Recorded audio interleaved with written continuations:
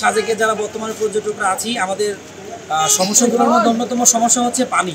আমরা পানি পাচ্ছি না পর্যাপ্ত, এবং খাবারের প্রবলেম হচ্ছে। সমস্যা হচ্ছে যেটা আমরা যেতে পারতেছি না।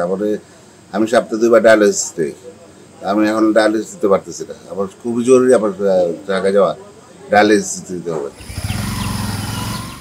প্রতি শুক্রবারই পর্যটকে ভরপুর থাকে প্রাকৃতিক সৌন্দর্যে ঘেরা সাজেক ভ্যালি। একইভাবে গত 19 ও 20 সেপ্টেম্বর ওই পর্যটন কেন্দ্রে হাজির হয়েছে অনেকেই। তবে সর্বোচ্চ 2 রাত থাকার কথা যাদের, তাদের ফেরার কথা ছিল নিজ বাসভবনে।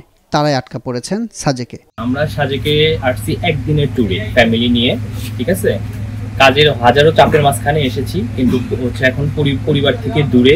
এখন যে সাজেকে যে পরিস্থিতি, এতে আমাদের খুবই অবস্থা বেগতিক। আমাদের হচ্ছে পরিবার আছে, আমরা চাকরি করি একটা জায়গায়, ঠিক আছে।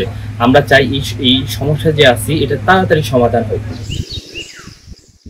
সাজেক জিপ সমিতির লাইনম্যান ইয়াসিন জানিয়েছেন, শতাধিক জিপ, প্রায় 50টি মাহেন্দ্রা ও সিএনজি চালিত অটোরিকশা আটকা পড়েছে সাজেকে। এতে পর্যটক ও পরিবহন শ্রমিক মিলিয়ে অন্তত 1,500 মানুষ সাজেকে আছেন।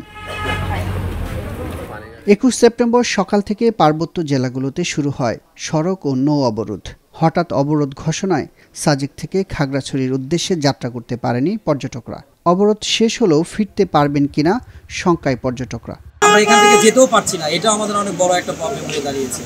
আপনাদের কাছে আবেদন এই যে দ্রুত এগুলো সমাধানের চেষ্টা করবেন এবং আমাদেরকে এখান থেকে দ্রুত নিরাপদ স্থানে নিয়ে যাওয়ার ব্যবস্থা করবেন।